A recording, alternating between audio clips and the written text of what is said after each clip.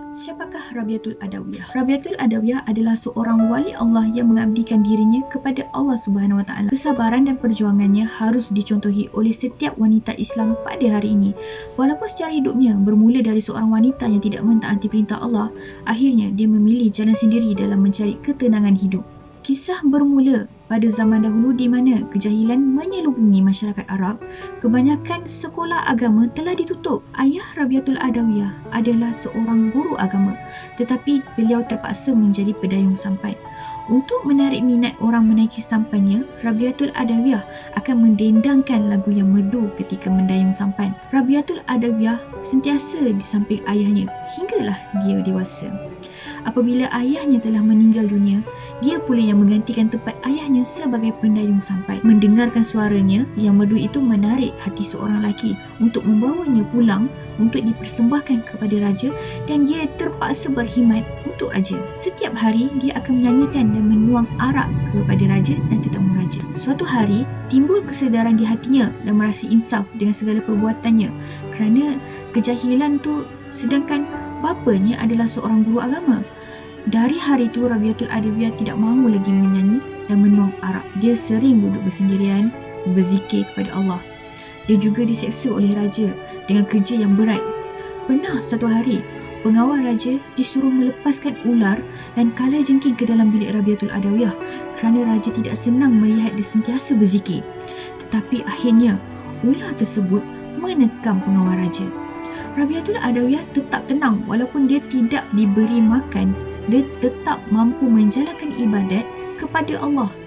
Apabila raja mengintanya di dalam bilik, kelihatan dia sedang munajat memohon doa kepada Allah. Di dalam kegelapan, biliknya kelihatan cahaya yang menyuluh ke arahnya. Pada satu malam, raja bermimpi seorang tua datang dan mengatakan supaya melepaskan Rabiatul Adawiyah dan jangan lagi menyiksanya. Kemudian raja melihat Rabiatul Adawiyah berpakaian serba putih naik ke atas langit. Beliau terus ke bilik Rabiatul Adawiyah untuk melihat sama ada Rabiatul Adawiyah masih ada ataupun sudah pergi. Sampai habis tempoh masa Rabiatul berkhidmat dengan raja, akhirnya dia dilepaskan oleh raja. Rabiatul Adawiyah berterima kasih kepada raja dan tidak meminta apa-apa pun daripada raja, walaupun raja memberi peluang kepadanya untuk meminta apa saja sebelum dia pergi. Apabila dia pulang ke kampungnya, rumahnya telah roboh dan penduduk kampungnya juga ramai yang telah berpindah. Dia meminta orang lain untuk menyediakan sebuah pondok kecil untuknya. Pada satu malam, seorang pencuri terpandang pondok Rabiatul Adawiyah, lalu dia ingin mencuri di situ. Ketika itu Rabiatul Adawiyah sedang solat. Dia tidak menjumpai apa-apa pun dalam rumah Rabiatul Adawiyah. Lalu dia merasa kecewa dan ingin bunuh Rabiatul Adawiyah. Apabila dia mengeluarkan pisau dan ingin menikam Rabiatul Adawiyah, tiba-tiba dia menjadi keras dan pisaunya terjatuh. Rabiatul Adawiyah terkejut. Rabiatul mengatakan pada pencuri itu, ambillah apa yang diinginkan jika dia seorang pencuri, tetapi mengapa ingin membunuhnya?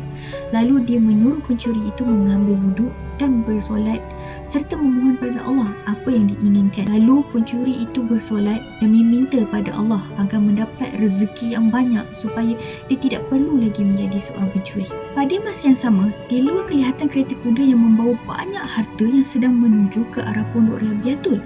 Raja menghantar orang untuk memberi Rabiatul Adawiyah harta yang sangat banyak. Apabila orang itu datang menemui Rabiatul Adawiyah, dia ingin menyerahkan harta itu. Rabiatul Adawiyah mengatakan dia tidak pernah langsung meminta harta dari Allah, tetapi orang di sebelahnya yang meminta kepada Allah. Jadi berikanlah harta itu kepada orang yang memintanya. Pencuri itu berasa sangat gembira kerana mendapat harta dan dia membuat sebuah malika yang indah. Pada satu hari, ada seorang lelaki menemui pencuri itu dan bertanya, bagaimana dia mendapat harta yang begitu banyak dalam sekelip mata? Dia pun menceritakan kisahnya kepada lelaki itu. Lelaki itu menjelaskan kepadanya bahawa ada seorang wanita yang ditemuinya itu adalah wali Allah. Dia berasa sangat terkejut dan sangat menyesal kerana tidak berterima kasih langsung kepada Rabiatul Adawiyah. Lalu dia ke pondok Rabiatul Adawiyah untuk menemuinya. Ketika itu Rabiatul Adawiyah sedang nazak. Akhirnya Rabiatul Adawiyah pergi menemui kekasihnya.